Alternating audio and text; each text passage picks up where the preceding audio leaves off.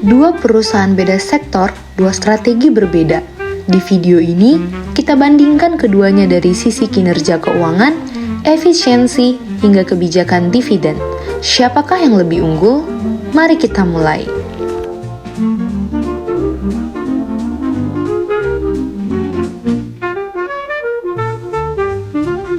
Satu, profil perusahaan. PT Indofood CBP Sukses Makmur atau ICBP adalah salah satu produsen barang konsumsi terbesar di Indonesia. Produknya seperti Indomie dan Indomilk dikenal luas dan didukung distribusi nasional maupun internasional.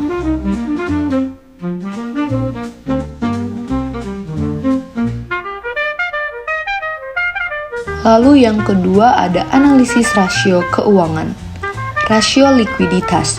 ICBP memiliki current ratio 3,10 dan quick ratio 2,39 menunjukkan likuiditas sangat kuat. Sementara MEDC memiliki current ratio 1,21 dan quick ratio 0,94. Masih aman tapi lebih ketat. Rasio profitabilitas.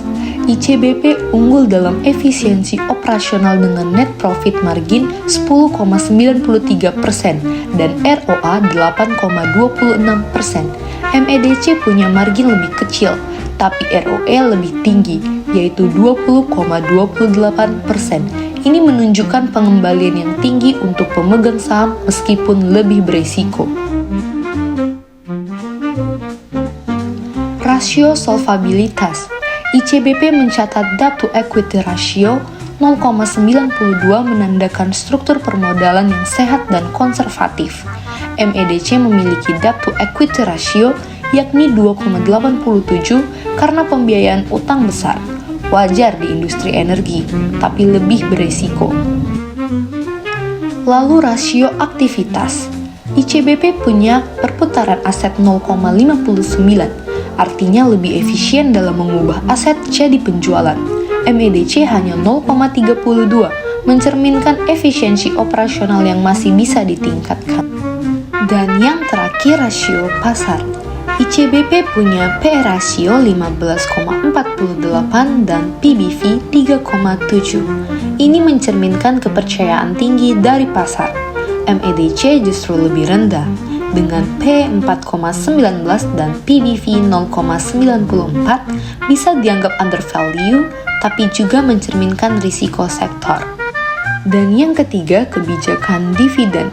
ICBP memiliki dividen yield 1,65% dan payout ratio hampir 29%, menunjukkan konsistensi dalam membagikan laba ke pemegang saham.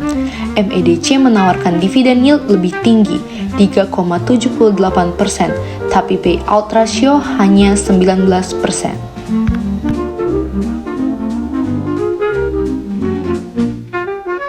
Nah, siapa sih yang lebih sehat secara finansial antara ICBP dan MEDC? Nah, dari aspek likuiditas, di sini pemenang utamanya adalah ICBP, dikarenakan aset lancar dari ICBP itu lebih dari cukup dan risiko kasnya rendah. Dalam aspek rasio likuiditas, kedua PT ini berimbang. PT ICBP unggul dalam margin, sedangkan PT MEDC unggul dalam ROI atau Return on Equity. Ada rasio solvabilitas. Nah, di dalam kegiatan ini pemenang utamanya merupakan ICBP karena di dalamnya memiliki struktur utang yang lebih rendah dan risiko jangka panjang yang lebih kecil. Selanjutnya adalah aspek aktivitas. Pemenangnya itu adalah ICBP karena asetnya itu lebih efisien dalam menghasilkan pendapatan. Kemudian dalam aspek evaluasi pasar, pemenangnya itu adalah ICBP karena pasarnya itu dipercaya sehingga harganya premium. Nah, dari aspek dividen, pemenang utamanya adalah ICBP karena dividen konsisten dan cukup besar dalam artian stabil. Dan aspek terakhir, struktur modal, pemenang utamanya ICBP karena pendanaan sehat dan seimbang.